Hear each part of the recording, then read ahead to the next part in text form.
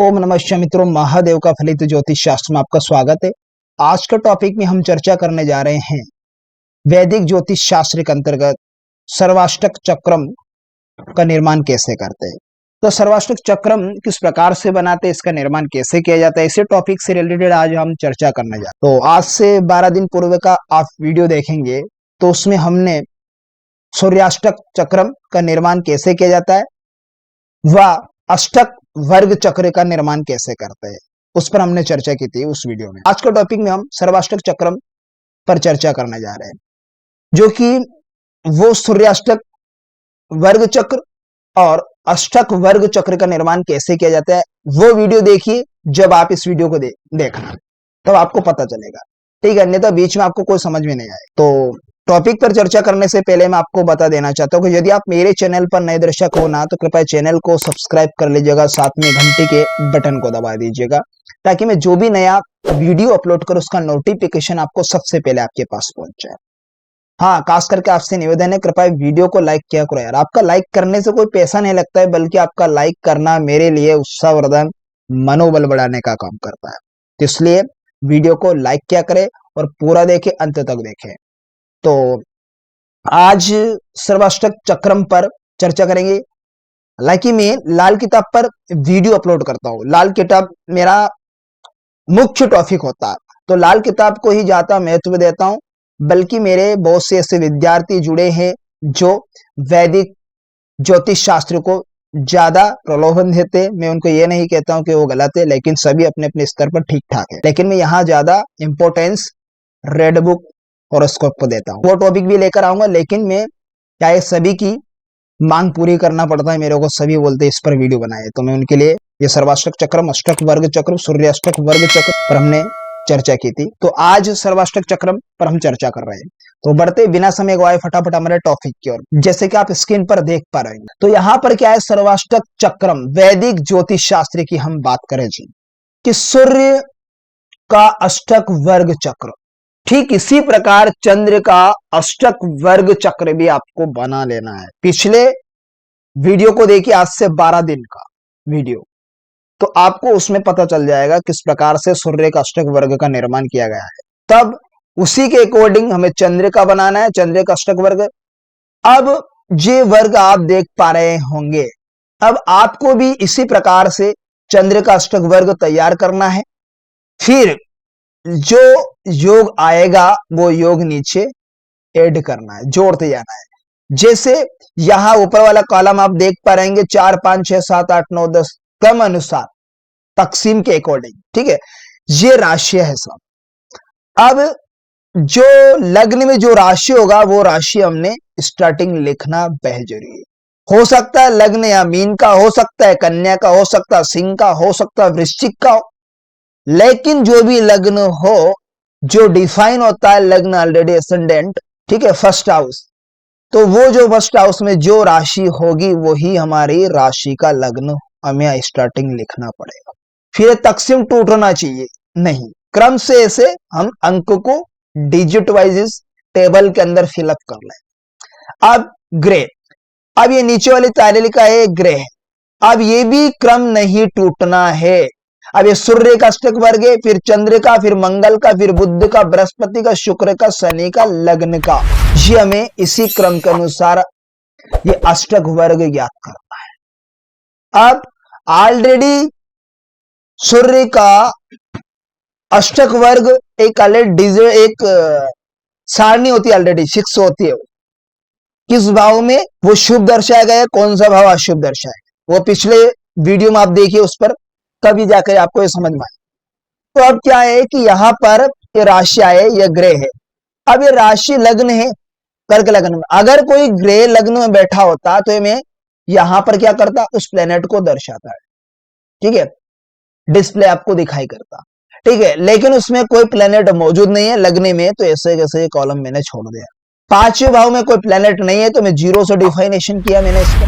6ठे घर में, कहने का मतलब घर नहीं है, आप ये पुनः में समझा रहा हूं, इन्हें कर्क राशि में कोई प्लेनेट नहीं बैठा लग्न में तो छोड़ दिया।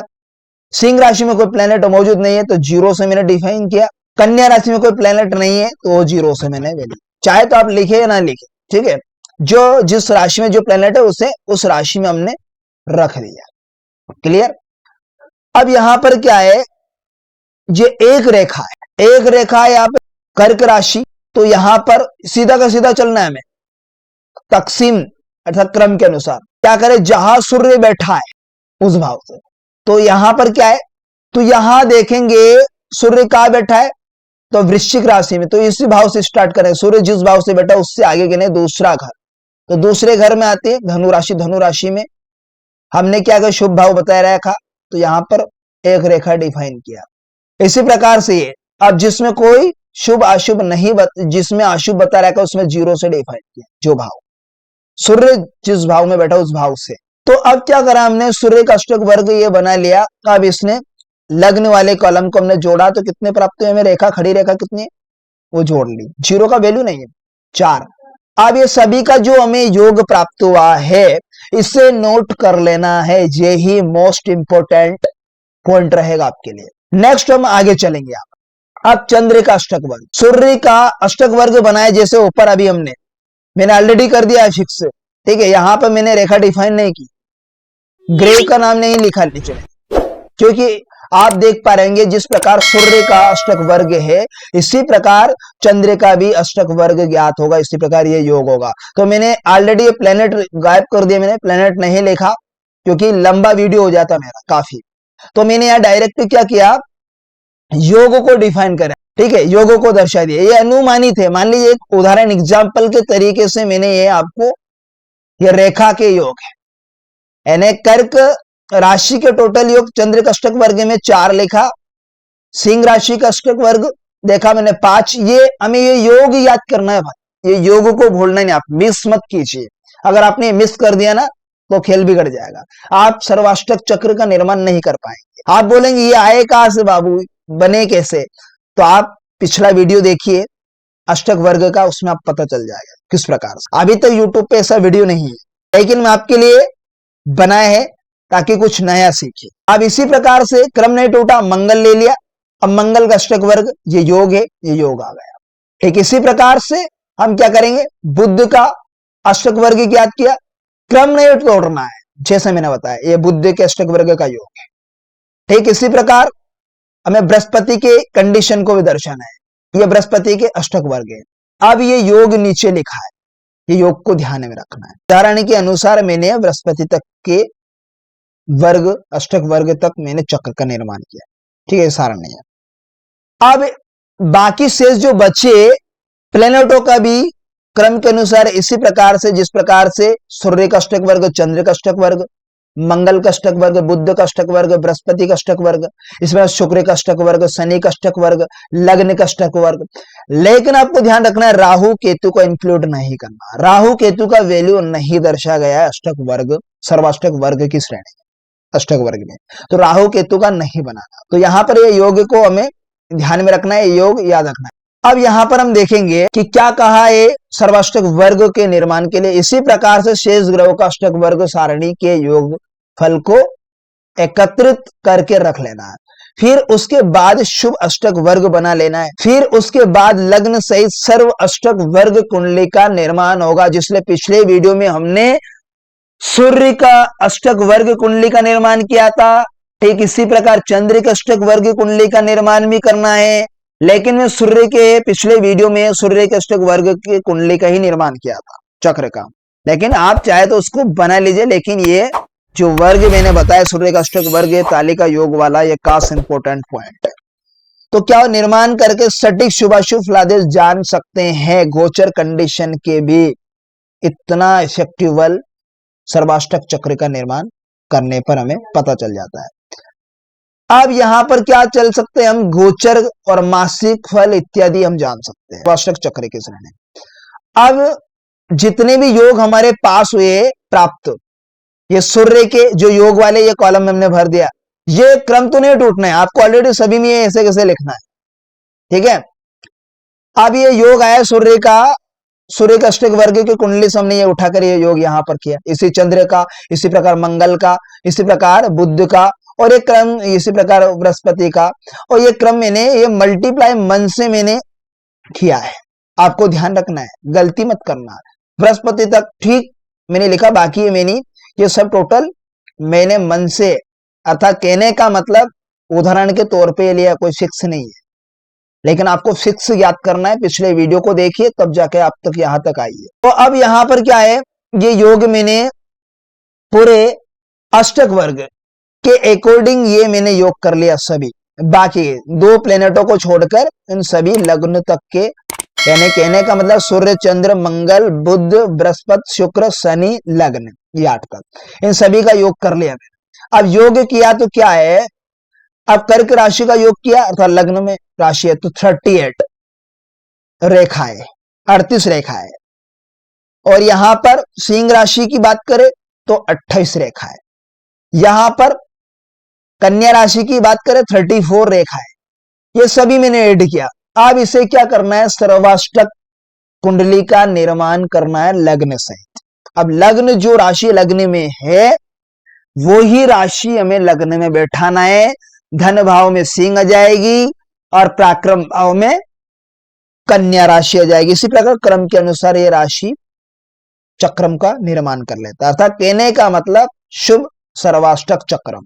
तो यहां पर अभी इस योग में जो आए हमारे पास 38 28 34 दिए हमें लग्न सहित, ये लग्न में कर्क राशि और प्लेनेट जिस राशि में बैठा है उसी राशि में हमने बैठा दिया। अब जो योग आया था कर्क राशि का योग कितने आया था 38, तो मैंने यहां पर लग्न में डिफाइन कर दिया, लग्न में क्या करा, इसे इंक्लूड कर दिया, सीट्स दे दी इसको मैंने, लग्न भाव में रख दिया, ठीक है, सेट करा मैंने लग्न में। इसी प्रकार सिंह राशि के 28 आए, इसी प्रकार कन्या के 34 आए। एक क्रम के अनुसार जिस राशि के जितने रेखाएं हमें प्राप्त हुई योग करने पर सर्वाष्टक योग की एक कुंडली का निर्माण हो गया। यही मोस्ट इंपोर्टेंट कुंडली है जो गोचर कंडीशन को एकदम एक्यूरेट सटीक जान सकते हैं। यहां पर हमें देखना यह बेहद जरूरी है, भाई कब कैसी कंडीशन दर्शाएगा, तो इस पर फल का विचार होता है। नोट, जैसे संपूर्ण शुभ रेखाओं का योग यदि 28 रेखाओं से अधिक हो, 28 रेखाओं हो तो शुभ फल होगा। याद देख ली, यहां पे टाइपिंग मिसप्रिंट हो चुकी है, संख्या हो चुका है संग, लेकिन शुभ होगा। और 28 से कम होगा, अर्थात 28 रेखाओं से कम हो तो अशुभ फल होता है। अगर 28 रेखाओं हो या अधिक हो तो शुभ फल होता है, ये याद रखना। यदि 28 रेखाओं से अधिक रेखाएं हो तो उत्तम फल जानना। किसी भी अष्टक वर्ग में एक भाव में संपूर्ण 8 शुभ रेखाएं हो सकती है। कितनी? लगभग 8 शुभ रेखाएं प्रेजेंटेड हो सकती है, ठीक है। उनका फल इस प्रकार कहा गया है वैदिक ज्योतिष शास्त्र के अकॉर्डिंग। हम यहां पर देखेंगे तो यदि आप चाहे तो इसका स्क्रीनशॉट ले सकते हैं कि एक हो, अगर एक रेखा हो तो क्लैश, 2 रेखा हो, खड़ी रेखा, कहने का मतलब खड़ी रेखा की बात नहीं, जो टोटल रेखांकित योग होंगे सूर्याष्टक वर्ग के, एक सिंगल जिस भी वर्ग होंगे सभी के, अगर उनमें 2 हो तो धन हानि उस भाव के कनेक्शनिटी रहेगी। 3 हो तो दुख भरा रहेगा व्यक्ति का जीवन। 4 हो रेखा हो तो सम, यानी अच्छा ना बुरा ना। 5 हो तो नित्य सुख। 6 रेखाएं हो तो नित्य धन आगमन होगा। 7 हो तो संपत्ति में वृद्धि। 8 रेखाएं हो तो प्रशस्त लक्ष्मी की प्राप्ति। संपूर्ण शुभ 8 रेखाएं होती है, और जिसके संपूर्ण 8 रेखाएं मिल जाती है तो मान लीजिए उसके तो भाग्य खुल गए, बेहद शुभ भरी रहेगी। तो ये कंडीशन इस प्रकार से इसे समझना है।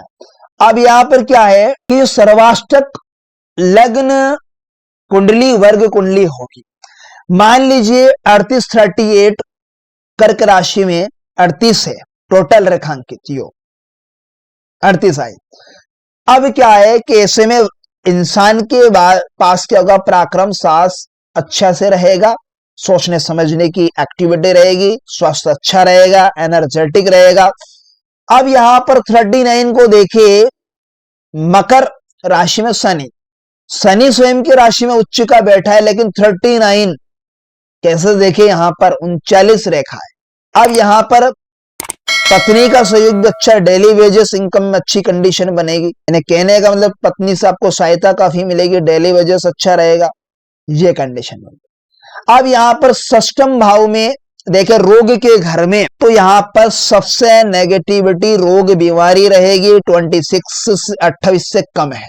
बहुत से अधिकांश वीडियो मैंने देखा 25 बता रखा है, लेकिन मैं 28 से फिक्स करूंगा, 28 से अधिक होना चाहिए, कम नहीं होना चाहिए। तो बीमारी रोग में ज्यादा खर्च होगा, बीमारी रुपए पैसे भी यही खराब करेगा।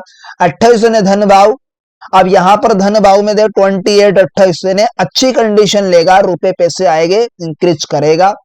और 12वें घर में 28 से कम यानी 23 यानी कर्ज ज्यादा लेगा, खर्च अधिक होगा, ये भी कंडीशन। 28 यहाँ पर लाभ भाव में रुपए पैसे की, यानी देखे धन भाव की कंडीशन को, यहाँ पर भी अच्छी ग्रोथिंग होगी, पैसे भी बना लेगा। और यहाँ पर इनकम भी बराबर होगी, रुपए पैसे बराबर पूंजी में इकट्ठे होंगे, लेकिन खर्चे पर चले जाएंगे, कहीं ना कहीं बीमारी में इनका खर्च होगा, यही कंडीशन। ठीक यही पॉइंट आपको एक्यूरेट, आपकी जब गोचर कुंडली जानना हो ना, तो आपको ये सर्वाष्टक चक्र को ध्यान में रखना कि किस प्लेनेट का हमें गोचर कंडीशन देखना है, किस भाव से हमें जानना है, किस भाव से हमें क्या देखना है, ये आपको अच्छी तरह समझना है। तो ये वैदिक ज्योतिष शास्त्र का टॉपिक था आज का। नेक्स्ट टॉपिक में हम हमारे लाल किताब के टॉपिक पर आएंगे, तो उस पर हम चर्चा करेंगे। बहुत ही जबरदस्त रहने वाला है लाल किताब का टॉपिक। तो मैं तो सभी को रिकमेंड करूंगा कि लाल किताब सभी सीखिए, उससे बढ़कर मैं अभी तक कोई टॉपिक नहीं इतना एक्यूरेट होता है। मैं यहाँ पर आज लाल किताब की यहाँ पर इस दौर तक कैसे पहुंचा, मैं आपको किसी न किसी वीडियो में अब तक ये बताऊं। तो ये इस प्रकार से आज हमने वैदिक ज्योतिष शास्त्र के अंतर्गत सर्वाष्टक चक्र का निर्माण करना सीखा। तो आशा करता हूं आज का टॉपिक आपको बेहद ही इंटरेस्टिंग समझ में आएगा। तो मिलते हैं किसी नेक्स्ट वीडियो में, तब तक के लिए आप मुझे दीजिएगा इजाजत। नमस्कार मित्रों।